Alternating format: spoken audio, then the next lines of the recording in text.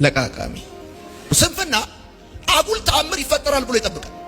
በተለይ መጽሐፍ ሲናገር በልጅ ልብ ውስጥ ስንፍና ታስሯል፣ በሕፃን ልብ ውስጥ ስንፍና ታስሯል እንደሚል አስታውሳለሁ። አባቴን ስለ ስንፍና ሳነሳ ሐዋሳ ከተማ አባቴን ልጠይቅ ሄጄ በክረምት አብሬው ወክ ያደረግን የሄድን ከስራ ቦታ ወደ ቤት ሜዳ ላይ ስንደርስ አንድ ሐሳብ መጣልኝ። አንድ ተአምር ይፈጠራል የሚል ሐሳብ መጣልኝ። እዚህ ጋር ሳይክል ወድቆ ባገኝስ አልኩት። ያለኝን ነገር አረሰውም። አባቴ ረጅም ነው እንደዚህ ያለ ለቃቃሚ አልሰማችሁም ያልኩት ለቃቃሚ ለቃቃሚ ማለት ሜዳ ነው። ሐዋሳ ዶ በዛ ጊዜ ሁሉም ሳይክል ይነዳል። እኔ ምን ስለሆነ ነው ቆይ ሳይክል ወድቆ ሜዳ ላይ የማገኘው? እዚህ በመዳ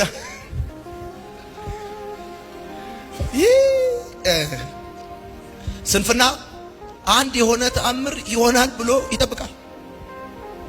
እኛ ቤት አንድ የሆነ ተአምር ይሆናል። በእኛ ቸርች አንድ የሆነ ተአምር ይሆናል። በእኛ ጉዳይ አንድ የሆነ ተአምር ይሆናል። አይሆንም። ምንም አይሆንም። እንዴት አይሆንም? አይሆንም። ውሃው እንደ ግድግዳ የቆመላቸው ሰዎች የተንቀሳቀሱ ሰዎች ናቸው። ቢያንስ መንቀሳቀስ አለብህ። ቢያንስ ካንተ የሚጠበቀውን ነገር ማድረግ አለብህ። እጅን አጣምረህ እግዚአብሔር ሲሞን የሚሉት አይነት ጠንቋይ አይደለም። ሰው ለማስገረም ብሎ አንዳች አያደርግም። ቤት ወድቆ ባገኝስ ብላችሁ እየጠበቃችሁ ያላችሁ ቤት ወፍ መኪና ወድቆ ባገኝስ ትሽ ለቃቃሚ ነው። የኔ አባት የለም እንጂ ወይ ነው ትባሉ። የሆነ ተአምር ይጠብቃል። ምንም ተአምር አትጠብቁም። እየሰራችሁ እግዚአብሔር ተአምር ያደርጋል። ምን ነው እየሰራችሁ ተአምር ያደርጋል እግዚአብሔር። በስንፍናችሁ ምክንያት እግዚአብሔር በህይወታችሁ ላይ ለመጣው ችግር ይጠይቃል። ገና ትጠየቃለህ።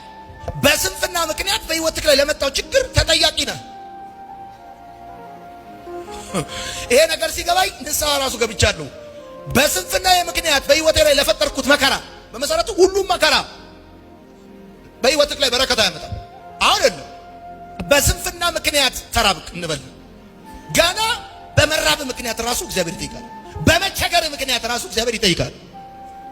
ያስንልኛል ብለህ የምትጠረጥር ሰው ገና የመጥሪያ ወረቀት ራሱ ይደርሳል። እንኳን ሊያስንልህ አይደለም እየተፈለክ ነው በፖሊስ። በስንፍና ምክንያት ለፈጠርከው ችግር you are responsible። ምክንያቱም ቅድም እንደነገርኩ እጅ ሰጥቷል፣ እግር ሰጥቷል፣ ጥሩ ጭንቅላት ሰጥቷል፣ ጥሩ ቤተሰብ ሰጥቷል። ጥሩ ቤተሰብ አሁን አንዳንዶቻችሁ ቤተሰቦቼ ወይም ቤተሰብ የደሃ ልጅ ስለሆንኩ ነው ምናምን የምትሉ ሰዎች ይሄ ምክንያታችሁ ምክንያት አይደለም። ምክንያቱም ከነጭራሹ ወላጅ የሌላቸው ሰዎች ዶክተር ሆነዋል። በቃ ምንም አይነት ሰበባችሁ በእግዚአብሔር ፊት ተቀባይነት የለው። በገዛ እጃችሁ ባመጣችሁት ጉዳይ ተጠያቂ እንደምትሆኑ አትጠራጠሩ። አይደለም ለሌላው ጉዳይ አይደለም። ይሄው አጠገባችሁ ያለው ሰው ንገሩት፣ በስንፍና ምክንያት ለፈጠርከው ችግር ተጠያቂ ነው በሉት።